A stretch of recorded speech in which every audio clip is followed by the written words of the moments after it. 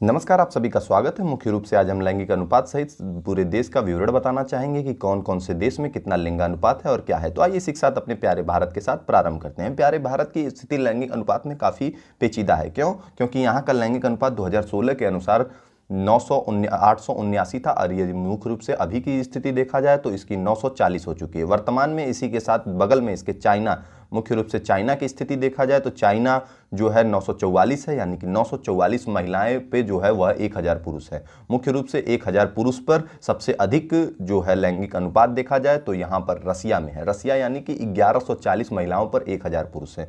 यदि मुख्य रूप से इसी प्रकार से बड़े देशों की श्रेणी में देखा जाए ब्राज़ील की स्थिति, तो ब्राज़ील अपना यहाँ पर रहा। ब्राज़ील यहाँ पर रहा और ब्राज़ील में जो है वह लैंगिक अनुपात की बात की जाए तो यहाँ पर लैंगिक अनुपात 1025 महिलाओं पर जो है मात्र 1000 पुरुष है, यानी कि यहाँ का भी लैंगिक अनुपात काफ़ी अधिक है। यदि मुख्य रूप से यूनाइटेड स्टेट अमेरिका की बात की जाए तो यूनाइटेड स्टेट अमेरिका में भी 1029 महिलाओं पर 1000 पुरुष है, यानी कि यहाँ पर भी महिलाओं की संख्या सर्वाधिक है।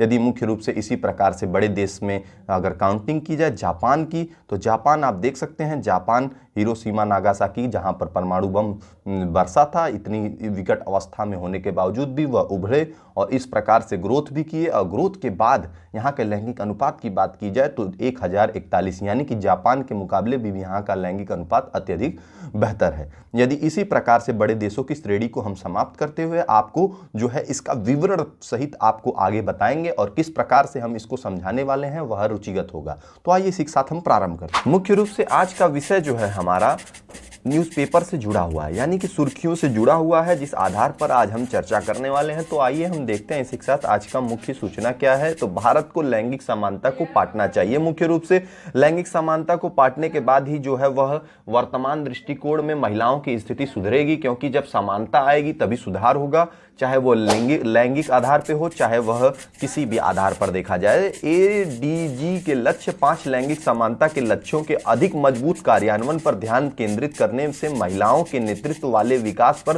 भारत की घोषित प्रतिबद्धता को बल मिलेगा। मुख्य रूप से देखा जाए यदि यह घोषणा होती है तो महिलाओं की जो है लैंगिक अनुपात सुधरेगी और इस आधार पर जो है वह लैंगिक समानता आएगी और जिससे उनका प्रतिनिधित्व बढ़ेगा। यदि देखा जाए लोकसभा में तो मात्र 14.12% ही जो है वह उनकी जो है भूमिका है, जिस कारणवश जो है यह असमानता को ही दर्शाता है। यदि मुख्य रूप से देखा जाए तो दक्षिण एशिया में 860 मिलियन महिलाओं का घर है, जिनमें से यदि देखा जाए तो 3/4 भारत में रहती हैं, यानी भारत में निवास करती हैं। दक्षिण एशिया का लैंगिक अंतर जो है वह 66% पर दुनिया में दूसरा सबसे बड़ा है। यदि यह अनुमान लगाया गया है कि मौजूदा दर से लिंग अंतर को पाटने के लिए 71 वर्ष यानी 71 साल लग जाएंगे। यदि इसी के साथ हम WEF की ग्लोबल जेंडर गैप रिपोर्ट 2020 में भारत 112वें रैंक पर रहा, यानी 153 में से 112वें रैंक पर रहा।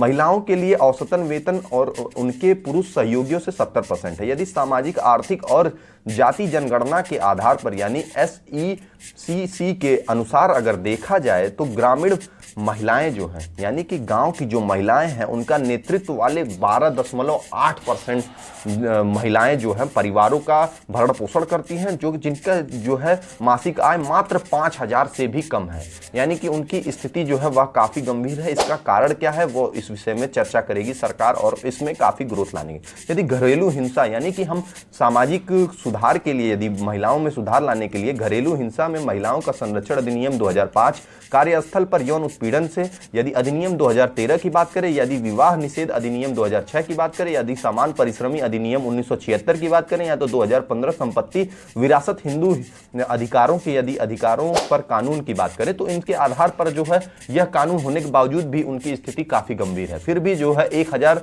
पुरुषों पे जो है वह 889 या 2016 की 898 महिलाएं हैं, यानी कि यह 2016 की रिपोर्ट है। इसके आधार पर भी देखा जाए तो काफ़ी कम है। यदि शारीरिक संरचना में हिंसा में वृद्धि ही बढ़ती जा रही है। मुख्य रूप से देखा जाए आंकड़ों के अनुसार यह चिंता का कारण है बनी हुई है। यदि भारत में अभी भी दुनिया में सबसे अधिक मातृ और शिशु मातृ दर है, यानी कि महिलाओं की अभी भी सबसे अत्यधिक जो है बुरी स्थिति यहीं पर है। क्यों? क्योंकि महिलाओं की मृत्यु होती है, दिन प्रतिदिन मृत्यु दर में बढ़ोतरी होती है और महिलाओं का शोषण होता है, कमजोरी उनकी जो है यह रिपोर्ट के अनुसार दिखाई जाती है। Thank you for watching. Thank you for